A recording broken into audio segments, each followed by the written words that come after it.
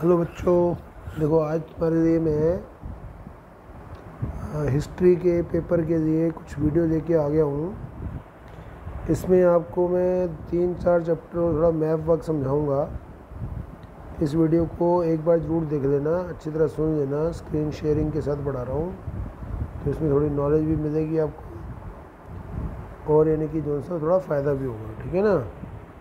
मतलब क्या आपका फ़ायदा होने वाला है इसमें, तो एक गांधी जी के बारे में, Mahatma Gandhi and nationalist movement के बारे में हम पढ़ने वाले हैं। तो जो गांधी जी थे ना, साउथ अफ्रीका से आए थे वापस। कब आए थे इंडिया में वापस? सबसे पहला क्वेश्चन ही बन जाता है। 1915 में आए थे। 1915 मतलब 1915 में।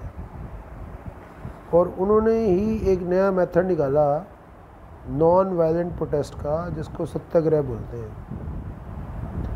First promoted harmony between the religion. वो चाहते थे कि देश में धर्मों के बीच में एकता हो। अपर कास्ट इंडियंस को भी उन्होंने डिस्क्रिमिनेट करने के लिए समझाया कि ना डिस्क्रिमिनेट किया जाए गरीब लोगों के साथ। लो कास्ट और वुमेंस के साथ भी भेदभाव ना किया जाए। ठीक है।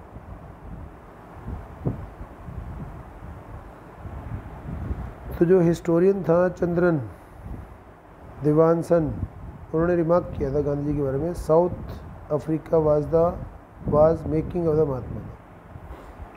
ठीक है ना। महात्मा बना दिया। महात्मा किसको बोला गया? गांधी जी को, क्योंकि गांधी जी ने हमेशा जेन्युइन बातें करी। सत्याग्रह का नॉन वायलेंट प्रोटेस्ट लेके आए। वो सच के लिए आग्रह करना, बार बार सत्याग्रह कहते हैं, और वो भी नॉन वायलेंट तरीके से। अच्छा, उसके बाद देखो स्वदेशी मूवमेंट शुरू करी 1905 से 1907 के बीच में। Gave birth to some towering leader like Bal Gangadhar तिलक महाराष्ट्र के थे। विपिन चंद्र पाल, याद कर लेना, मैप वर्क में भी आ सकता है ये। विपिन चंद्र पाल बंगाल के थे, बंगाली बाबू थे। लाजपत राय पंजाब के थे, उनको पंजाब का लाल बोलते थे, लाला लाजपत राय, इससे लाल। और जितने भी ये बाल गंगाधर तिलक, ये सारे यानी कि जो से देखो मराठी हैं। बाल गंगाधर, उनको बाल बोलते थे, बाल। और विपिन चंद्र पाल, ये सारे कौन है? बंगाली है, बंगाली, वेस्ट बंगाल। तो इन तीनों को लाल बाल पाल बोलते थे। याद करते हैं। स्वदेशी मूवमेंट में क्या था कि हम सिर्फ स्वदेशी चीज़ों का ही इस्तेमाल करेंगे, खादी का इस्तेमाल करेंगे और विदेशी कपड़ों का इस्तेमाल नहीं करेंगे। तो ये स्वदेशी मूवमेंट शुरू हुई थी। और वे 3 नेता मिल के आए थे। कौन थे? बाल गंगाधर तिलक, विपिन चंद्र पाल और लाला लाजपत राय। इनको बोलते थे लाल बाल पाल। अच्छा, अब जो फर्स्ट मेजर अपीयरेंस थी ना गांधी जी की, मैंने बताया था, बनारस हिंदू विश्वविद्यालय की स्थापना दिवस 1916।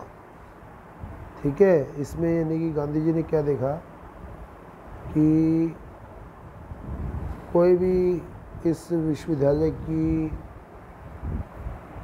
उद्घाटन समारोह में कोई भी किसान, कोई भी कारीगर, वर्कर नहीं आया हुआ, सिर्फ सूट बूट वाले लोग। तो गांधी जी ने इस विश्वविद्यालय के उद्घाटन समारोह में भाषण दे के ना लोगों को इस बात पे स्ट्रेस दिया कि हमें किसानों और वर्करों को भी अपनी राष्ट्रीय आंदोलन में, नेशनल मूवमेंट में शामिल करना होगा। तभी हमारा नेशनल मूवमेंट कामयाब होगा, जब तक इसमें आम जनता शामिल नहीं होती। और देखो, आम जनता के इन्वॉल्वमेंट में चंपारण में और अहमदाबाद खेड़ा में, और यानी कि जो तक इसमें अहमदाबाद और खेड़ा में, तीनों जगह गांधी जी कामयाब हुए अपनी मांगें मनवाने में। और इस बात से ये भी साबित हो गया कि गांधी जी के मन में ना गरीबों के प्रति बहुत सिंपैथी है। तो इस तरह से गांधी जी एक राष्ट्रीय नेता के रूप में उभरे और बड़े फेमस हो गए। इतने फेमस हो गए कि लोगों ने गांधी जी के बारे में अफवाहें उड़ानी शुरू कर दी। गांधी जी से अंग्रेज डरते हैं, गांधी जी जो चाहें करवा सकते हैं, और गांधी जी जो से होते हैं क्या बड़े चमत्कारी हैं। ठीक है ना। ऐसी अफवाहें गांधी जी के बारे में उड़ने लगी। गांधी जी को लोग बहुत प्यार करने लगे, उनको लगा कि गांधी जी कुछ भी कर सकते हैं। और चंपारण में कामयाबी मिली, अहमदाबाद खेड़ा में कामयाबी मिली, और यानी कि जो था इससे गांधी जी को एक नेशनलिस्ट लीडर के तौर पे उभारती रहा। ठीक है ना। अब ग्रेट वर्ल्ड वार हुआ था, फर्स्ट वर्ल्ड वार 1940 से 1980 में। तो ब्रिटिश ने सेंसरशिप लगा दी अखबारों पर, प्रेस पर परमिशन रिकमेंडेशन लगा दी कि कोई भी अखबार में खबर नहीं छपेगी। ठीक है ना। और रॉलेट एक्ट पास कर दिया कि कोई भी अगर हमारे खिलाफ बोलेगा तो उनको बिना किसी ट्रायल के जेल में बंद कर दिया जाएगा 2 साल तक। और यानी कि जो है क्या, उसको अपील वकील दलील करने का अधिकार भी नहीं होगा। रॉलेट एक्ट पास किया अंग्रेज़ों ने। उसके ही खिलाफ 13 अप्रैल को मीटिंग हो रही थी अमृतसर जलियांवाला बाग, जिस पे जनरल डायर ने गोलियां चलवा दी थी और उसको ब्लडी मसाकर को अंजाम दिया था। जलियांवाला बाग 13 अप्रैल 1919 का हत्याकांड है, जनरल डायर ने गोली चलाई थी। अभी जो रॉलेट सत्याग्रह था ना जलियांवाला बाग में, जो घटना घटी, उसके बाद गांधी जी ने 1920 में दिसंबर नागपुर सेशन के अंदर फैसला किया कि हम नॉन कोऑपरेशन मूवमेंट शुरू करेंगे। और नॉन कोऑपरेशन मूवमेंट को खिलाफत मूवमेंट में भी शामिल कर दिया गया था, ताकि गांधी चाहते थे कि खिलाफत आंदोलन के जो मुसलमान हैं और हिंदू लोग हैं वो मिलकर अंग्रेज़ों के खिलाफ लड़ाई लड़ें। ठीक है ना। Students of Lahore participated enthusiastic in the non cooperation movement, strike पे चले गए और यानी कि सब ने यानी कि बाइकआउट कर दिया, वायलेट कर दिया, फॉरेस्ट लॉ को मानने से मना कर दिया। और रेलवे कर्मचारियों ने हड़ताल कर दी कि हम तुम्हारे नियम नहीं मानेंगे।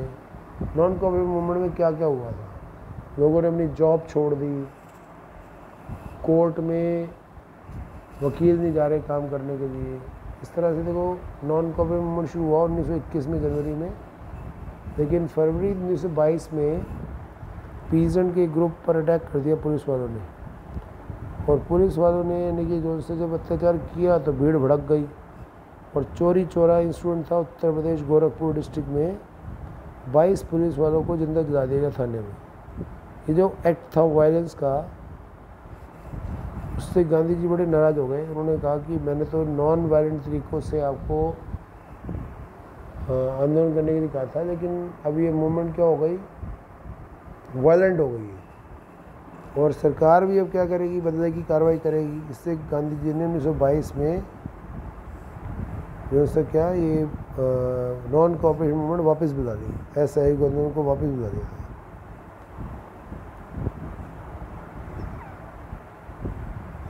अब भाई 1922 तक गांधी जी एक लोगों के नेता बन चुके थे, क्योंकि उन्होंने इंडियन नेशनल कांग्रेस के जो संघर्ष को ना, आज़ादी के संघर्ष को आम आदमी का संघर्ष बना दिया था।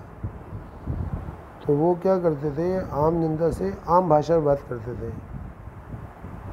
तो वो उनको उन पे जोर दे के बात करते थे, एम्पैथाइज करते थे, उनके साथ सहानुभूति रखते थे। He appeared as saviour to common. लोगों को लगता था कि जो गांधी है ना उनके रक्षा करने वाले हैं, गांधी जी उनकी रक्षा करेंगे। ठीक है ना। उसके बाद देखो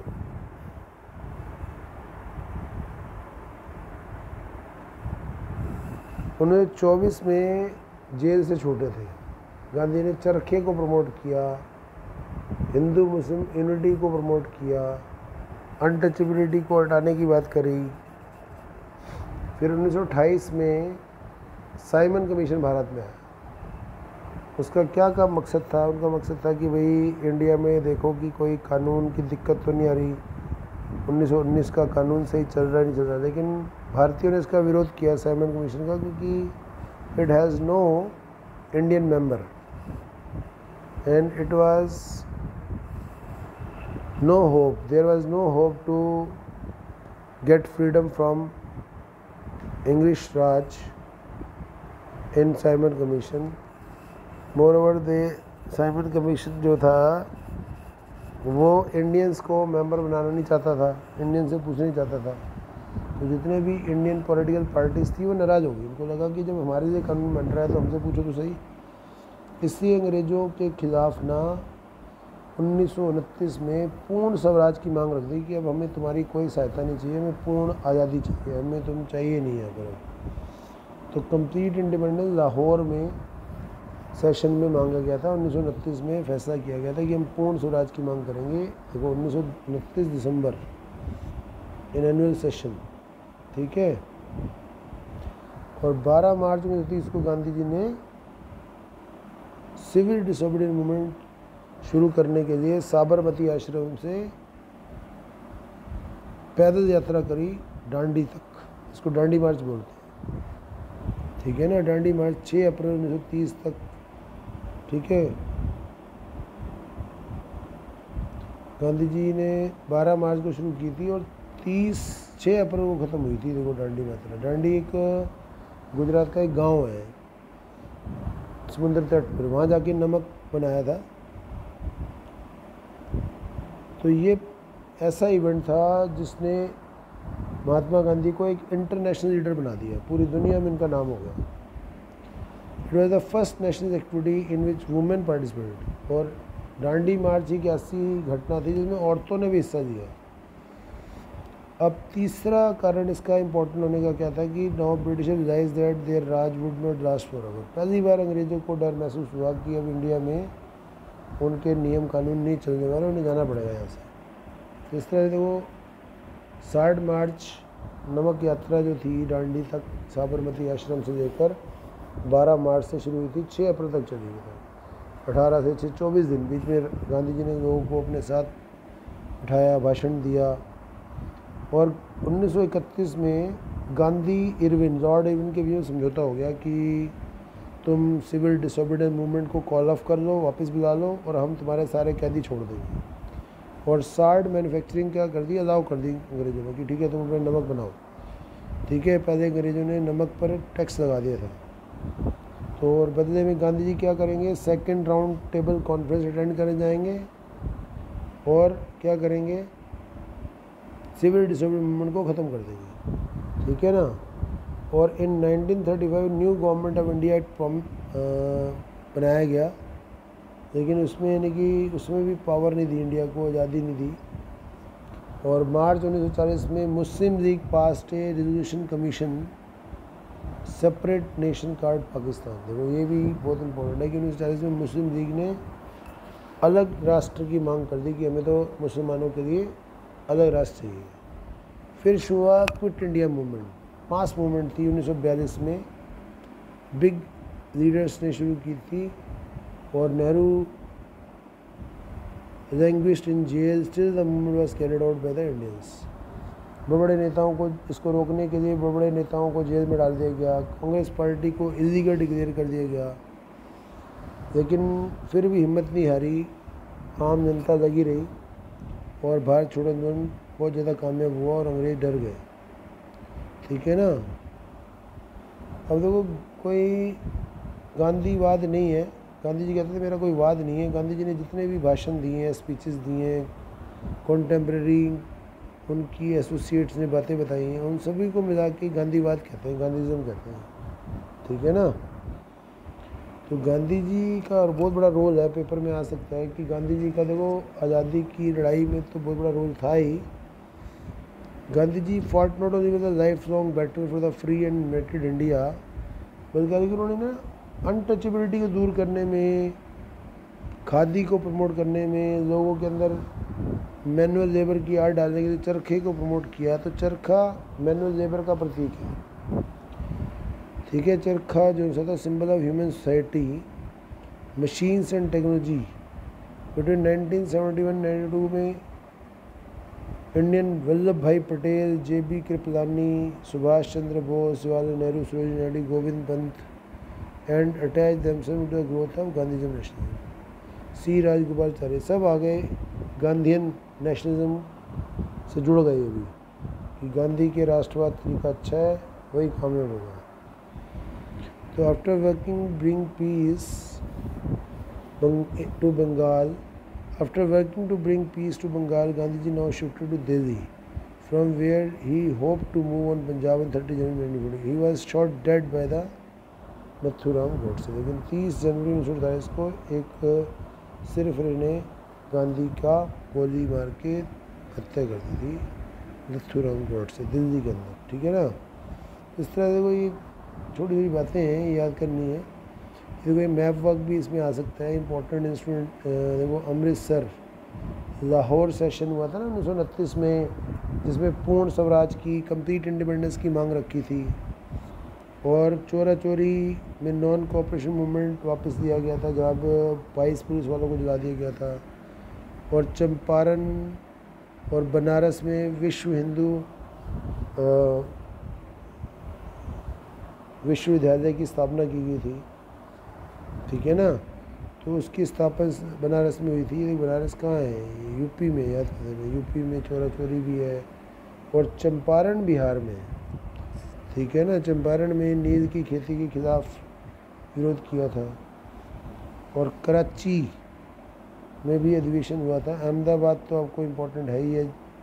खेड़ा में भी मिल वर्करों के फेवर में लड़ाई लड़ी थी गांधी जी ने। और डांडी मार्च भी गुजरात का एक गांव है जहां गांधी जी ने यात्रा करके नमक कानून तोड़ा था। इसको साल्ट सत्याग्रह बोलते हैं। और बॉम्बे आपको पता ही है। तो ये मैप वर्क जरूर कर लेना। एक देखो ये मैप में पूछा हुआ है ऑन गिवन मैप, कहता है on the same given map India locate the label of the following with appropriate symbol. Dandi कहाँ है? देखो गुजरात का एक गाँव है ना, यहाँ मैंने बताया था, यहाँ गुजरात का एक गाँव है। लाहौर इस समय पाकिस्तान में है, जहाँ कंप्लीट इंडिपेंडेंस मांगी थी। चंपारण कहाँ है? चंपारण बिहार में है। वो यहाँ पर तो बी जहाँ लिखा हुआ यूपी है, वो इसके नीचे ही बिहार है। याद रखना नेपाल के साथ यूपी बिहार इकट्ठे आते हैं। और ए पोजीशन किसकी है?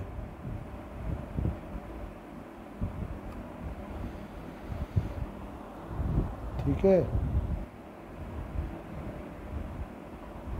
तो ये मैप वर्क भी एक बार देखना अच्छे से। ठीक है। अब देखो ये क्वेश्चन है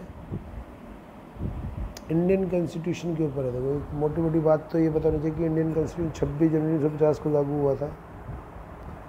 और इंडियन कॉन्स्टिट्यूशन को बनाया किसने था? कॉन्स्टिट्यूएंट असेंबली ने बनाया था, जिसमें अलग अलग जाति के लोग थे। ठीक है ना।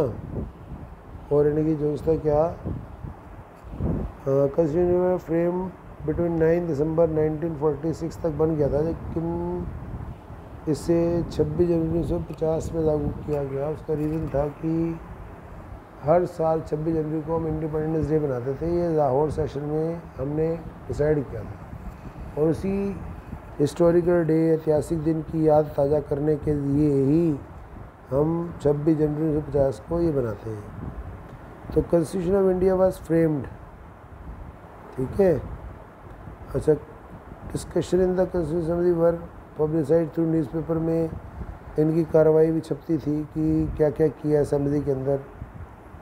तो कॉन्स्टिट्यूशन असेंबली में बहुत सारे मुद्दों पे बहस हुई और वो अखबारों में आती थी। जैसे मुस्लिम लीग ने बाइकआउट कर दिया था one party show, as 82% of the member of the assembly were member of the Congress party. ठीक है ना। इस तरह, लेकिन कांग्रेस पार्टी का काफ़ी मेंबर थे, जिसकी वजह से उन्होंने इनके जाने की परवाह नहीं करी। तो कॉन्स्टिट्यूएंट असेंबली में 300 मेंबर थे, लेकिन बड़े इंपॉर्टेंट कौन से थे? जवाहरलाल नेहरू, वल्लभ भाई पटेल, राजेंद्र प्रसाद। तो वो बहुत ज़्यादा इनकी जो सा क्या था, इम्पॉर्टेंट रोल प्ले किया था इन्होंने। वल्लभ भाई पटेल पूछा था ना क्वेश्चन में कि 6 बंदे बताओ जिन्होंने संविधान बनाने में मेन रोल प्ले किया। जवाहरलाल नेहरू, वल्लभ भाई पटेल, राजेंद्र प्रसाद, BR अम्बेडकर, KM मुंशी। ठीक है ना। तो इन्होंने यानी कि जो सा क्या किया था, संविधान बनाने में बहुत बड़ा रोल प्ले किया। The 2 civil servant 2 were the part of the constituent assembly. एक BN राव था और यानी कि SN मुखर्जी था। ठीक है ना। और जो ड्राफ्ट बनाया था, किसने बनाया था? BR अम्बेडकर ने ड्राफ्ट किया था। 2 साल 11 महीने 18 दिन में बना था। देखो 2 साल 11 महीने 18 दिन में बना था। ये बहुत बल्कि था। और ऑब्जेक्टिव रेजोल्यूशन किसने पास किया था?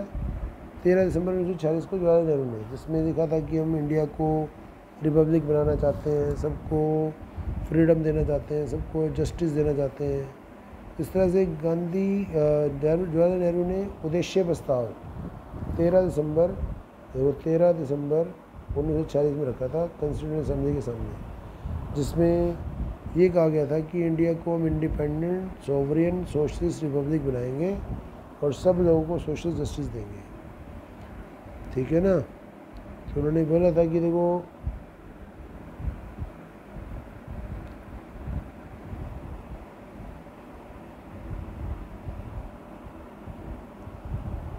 एक कॉन्स्टिट्यूशन असेंबली के सामने यानी कि जो था क्या सोशल रिफॉर्म बस ने देखो 19वीं सेंचुरी में चाइल्ड मैरिज और विडो रीमैरिज के खिलाफ आवाज़ उठाई, तो कॉन्स्टिट्यूशन असेंबली ने इसको बिल्कुल क्लीन चिट दे दी कि नहीं बिल्कुल ठीक है। अच्छा, सेपरेट इलेक्टोरेट की मांग भी बढ़ी। पी पोकर बहादुर जो से था ना, उसने क्या कहा था, तो ये भी बड़ा इंपॉर्टेंट क्वेश्चन है पी पोकर बहादुर वाला। The problem with separate electorate was discuss in the constitution assembly. B. Poker Bahadur from Madras made a powerful plea for continuing separate electorate, but majority of the national leaders like R.V. Dhulekar, Sardar Patel and Govind Ballabh Pant, ये सब यानी कि जो है strongly protest किया इसके खिलाफ, है ना। तो सेपरेट इलेक्टोरेट की मांग करी गई थी कि मुसलमानों के लिए अलग चुनाव की प्रक्रिया और हिंदुओं के लिए अलग हो। सेपरेट इलेक्टोरेट कहते हैं इसको, कि हिंदुओं को चुनेंगे और मुसलमान को चुनेंगे। लेकिन सब ने इसका विरोध किया कि नहीं, ये सिस्टम ठीक नहीं है, इससे देश द्वारा बढ़ जाएगा। ठीक है ना। और NG रंगा की स्टेटमेंट बोलती है, जयपाल सिंह ने attention of the constitution assembly toward the problem of tribal, उन्होंने ट्राइबल के बारे में बताया था। NC रंगा ने कि ट्राइबल्स को अधिकार देना, उनकी सिक्योरिटी करना बहुत ज़रूरी है। NC रंगा ने कहा था कि माइनॉरिटीज़ को इकोनॉमिक टर्म्स में इंडिपेंडेंट होना चाहिए, कभी पुअर नहीं होना चाहिए। तो देखो इसमें कॉन्स्टिट्यूशन असेंबली में माइनॉरिटी के राइट्स डिस्कस किए गए, सबको यानी कि अधिकार दिए गए। और नेशनल मूवमेंट जो था ना, उसमें अम्बेडकर ने सेपरेट इलेक्टोरेट की मांग की थी, लेकिन महात्मा गांधी इसके बिल्कुल खिलाफ थे। वो कहते थे कि ऐसा करने से, सेपरेट इलेक्टोरेट करने से, उन्होंने दलितों के लिए, डिप्रेस क्लासेस के लिए एक सेपरेट इलेक्टोरेट मांग लिया था। किसने? BR अम्बेडकर ने। गांधी ने सब मना कर दिया था कि ऐसे वो मुख्य धारा से अलग हो जाएंगे, समाज से कट जाएंगे। ठीक है। अच्छा, नेशनल लैंग्वेज पे भी बड़ा डिस्कशन हुआ कि नेशनल लैंग्वेज किसको बनाया जाए। तो बहुत सारी भाषाएं थी, पहले इंग्लिश को रखा गया, फिर हिंदी को इम्पोर्टेंट समझा गया। अब प्रेजेंट डे सिचुएशन पे बेस्ड है कि कैसी रंग भाषा होगी। ठीक है ना। तो ये क्वेश्चन याद कर लेना भाई लोगों। ठीक है। अब देखो एक ये बता दिया मैंने आपको। अब देखो किंग्स एंड क्रॉनिकल वाला चैप्टर भी बड़ा आसान है। तो किंग्स एंड क्रॉनिकल के बारे में क्या बताओगे, बताओ भाई। देखो इंडिया में जो किंग्स, राजा और क्रॉनिकल में तो उनके इतिवृत्त, जैसे बादशाह नामा, अकबर नामा, ये क्रॉनिकल्स हैं जिनको डे वाइज रिकॉर्ड लिखा जाता है। तो बाबर था फाउंडर मुगल डायनेस्टी का। Other ruler of this dynasty कौन थे? अकबर था, Jahangir, Shahjahan, Aurangzeb. Akbar was the greatest ruler of the all, सब में से सबसे ज़्यादा महान था अकबर। तो क्रॉनिकल क्या करते हैं? वो क्रॉनिकल हमें एक कंटिन्यूस क्रॉनिकल रिकॉर्ड देते हैं इवेंट्स का, कि किस डेट को क्या हुआ, उसके बाद अगले डेट को क्या हुआ, डेट वाइज रिकॉर्ड देते हैं। तो chronicle give us date wise record of the events, और it were maintained by the Mughal emperor.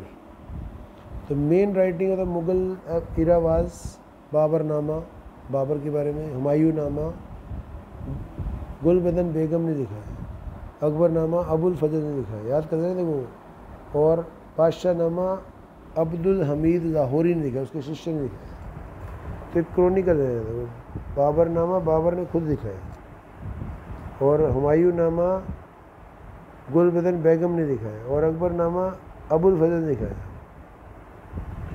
तो कहता है Mughal court histories were written in Persian में। तो याद है ना आपको, अकबर ने कौन सी भाषा को अपनी ऑफिशियल लैंग्वेज बना दिया था? फारसी को, पर्शियन लैंग्वेज को। और बाद में महाभारत और हिंदू एपिक थे ना जो रामायण, उसको भी पर्शियन में लिखा गया था। तो मैन्यूस्क्रिप्ट भी होती थी जो वैल्यूएबल एसेट होती थी इंटेलेक्चुअल प्रॉपर्टी का, जिसमें कोई फॉर्मूला लिखकर गीली मिट्टी पर उसको ना सुखा दिया जाता था, या किसी सतह पर खोद के लिखो तो वो मिटता नहीं है।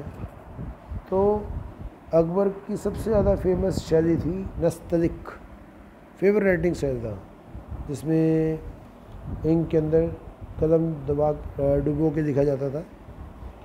तो हिस्टोरियन था अबुल फजल, वो मैजिकल पेंटिंग कहता था किसको? आर्ट को, कला को मैजिकल बोलता था। वो कहता था एक चित्र बना दो, वो हज़ारों बयानों के ज़्यादा इम्पोर्टेंट होते हैं। In 1784 the Asiatic Society of Bengal was founded in Kolkata by William Jones, the purpose of which was to edit, publish and translate. Asiatic Society बनाई थी जिसका मकसद क्या था?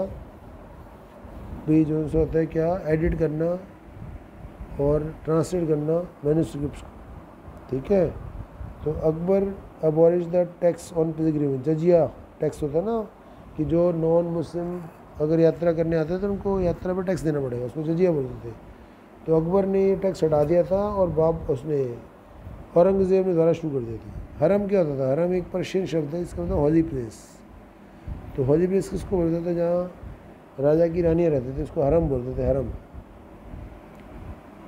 तो थ्योरी ऑफ लाइट क्या थी? थ्योरी ऑफ लाइट अबुल फजल ने फेमस कर रखी थी, जिसमें ये बताया था कि जो राजाओं को ना राइट होता है क्या करने का,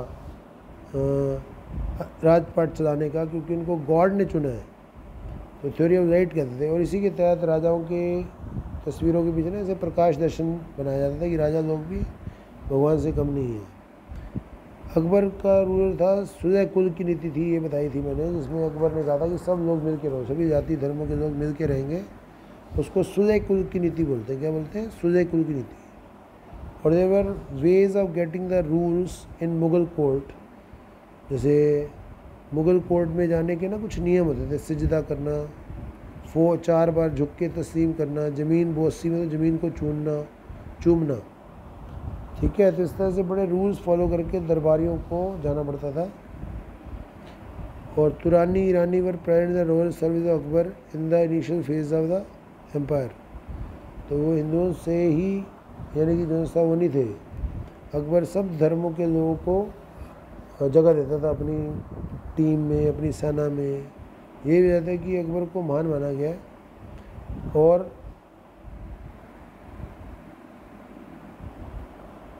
अच्छा, एक भारमल किंग था अम्बेर का, पहला राजपूत था जिसने अकबर की रॉयल आर्मी को ज्वाइन कर दिया था भारमेल में, और अपनी बेटी जोधा की शादी अकबर से कर दी थी। तो अकबर ने पर्शियन लैंग्वेज को रॉयल कोर्ट की ऑफिशियल लैंग्वेज बनाया था, और उस अकबर का नाम था जलालुद्दीन अकबर, ग्रेटेस्ट मुगल एम्पायर माना जाता है। उसने ना सिर्फ मुगल एम्पायर का विस्तार किया, एक्सटेंड किया, बल्कि बहुत पावरफुल भी रहा जब तक रहा। और जहानारा कौन थी? जहानारा थी मुगल एम्परर की बेटी थी, शाहजहाँ की बेटी थी, डॉटर थी। शी डिज़ाइन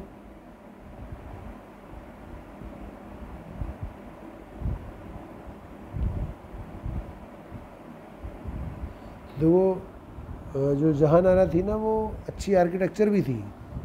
उसने शाहजहानाबाद, दिल्ली, चांदनी चौक के नई कैपिटल सिटी जो थी ना, शाहजहाँ ने बसाई थी। उसकी सारी यानी कि जो नक्शे बनाना और यानी कि प्लान करना, है इसी ने किया था, ठीक है ना। एक शाही किताब खाना होता था, जैसा किताबें छपती तो नहीं थी, लिखी जाती थी।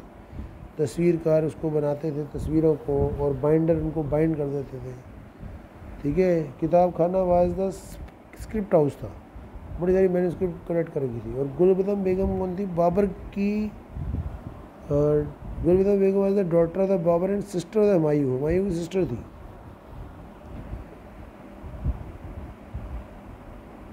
ठीक है ना। तो Humayun nama compose of the give by the glimpse of the homework, मतलब जितने भी घर में होने वाली घटनाएं, पारसी और तुर्किश के साथ संबंध सब लिखा जाता था इसमें। ईरान के राजा थे, आर्टिस्ट थे mister Mir Sayyid Ali and Abbas Abdus Samad came to Delhi with the emperor Humayun during the Mughal period के दौरान ही वो एम्परर से मिलने भी आए थे। ईरान के और आर्टिस्ट थे मिस्टर मीर सैयद अली। तो मुग़ल क्रॉनिकल ना बहुत ज़्यादा काम के हैं जो उस समय की एथनिक और धार्मिक कंडीशन बताते हैं। हिंदू, जैन, जोरोस्ट्रियन, मुस्लिम एक्सेट्रा थे जो आपस में लड़ते रहते थे। और जो अकबर के दरबार में ना जीसस क्राइस्ट के बंदे में तो क्रिश्चियन धर्म से जुड़े हुए जो लोग थे, जेसुइट कहते हैं। पर्सनल एक्सपीरियंस से देखो ये क्या करते थे, राजा को सलाह भी देते थे और राजा के बच्चों को पढ़ाते भी थे। इस तरह देखो क्रॉनिकल वाला चैप्टर है। और यानी कि जो होता है रिबेल राज का भी छोटा सा मैं बताता हूँ कि जो मेरठ छावनी में 1857 का विद्रोह शुरू हुआ था, 10 मई 1857 में शुरू हुआ था और 11 मई 1857 को rebel settled Mughal emperor Bahadur Shah Zafar, ठीक है। जिस तरह से वो ये विद्रोह इमीडिएट कॉज था वो बताया था मैंने, कार्ट्रिज थे, कारतूस, ग्रीस कार्ट्रिजेस कहते थे, जिसमें यानी कि जो उसका क्या हो गया, रिबेल्स ने उसको इस्तेमाल करने से मना कर दिया। और जब पुलिस वालों ने इनको पीटा, सेना के अधिकारियों ने, तो लड़ाई हो गई, ठीक है ना। क्योंकि इस यानी कि 1857 के रिबेल में जो nawab and Muslim ruler took care of the sentiment of Hindus too, उन्होंने हिंदुओं के सेंटिमेंट को बढ़ावा दिया। Rebellion was seen as a war in which both the Hindu Musalman equally loss and gain. तो 1857 के युद्ध में हिंदू मुसलमानों ने मिल के लड़ाई करी थी, ठीक है ना। और अवध पे भी कब्जा कर दिया था। सब्सिडरी अलायंस बताया था ना, एक सब्सिडरी में क्या था, सहायक संधि करवा के और सारी यानी कि जो उसका क्या उसकी तो बड़ी सारी यानी कि जो रिबेल थे 1857 के, तो अंग्रेज उनको कोई फैसिलिटीज़ नहीं देते थे, सैनिकों के साथ बुरा बर्ताव करते थे, उनको अच्छी सैलरी नहीं देते, इसलिए सारे सैनिकों ने उनका क्या किया, विरोध किया। तो और एक जो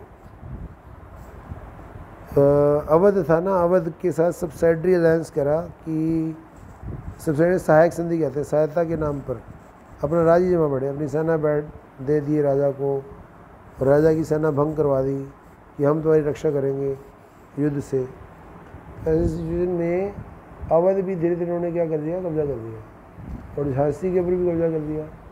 इस तरह से बहुत सारे लोग ना अंग्रेजी राज के खिलाफ हो गए, विद्रोही हो गए। तो रिबेल याद कर लेना, 1857 का रिबेल 10 मई को शुरू हुआ था 1857 कहाँ पर, मेरठ छावनी में। और वो भी ग्रीस कार्ट्रिजेस में, तो चर्बी वाले कारतूसों की वजह से सारे सैनिक भड़क गए थे। ये यानी कि मिलिट्री कॉजेज़ है, ठीक है। देखो ये मोटा मोटा मैंने काफ़ी कुछ पढ़ा दिया है आपको। उम्मीद है ये वीडियो आपको अच्छी लगेगी। आप इस वीडियो को ज़रूर देखना। थोड़े 4 चैप्टर इसमें कवर करे हुए हैं, 4 चैप्टर आपके अच्छे से रिवीजन हो जाएंगे, ठीक है। थोड़ा मैप भी बताया हुआ है, तो मैप भी देख देना, ठीक है ना। Thank you very much. इसको लाइक और शेयर कर दोगे तो बहुत अच्छी बात हो जाएगी।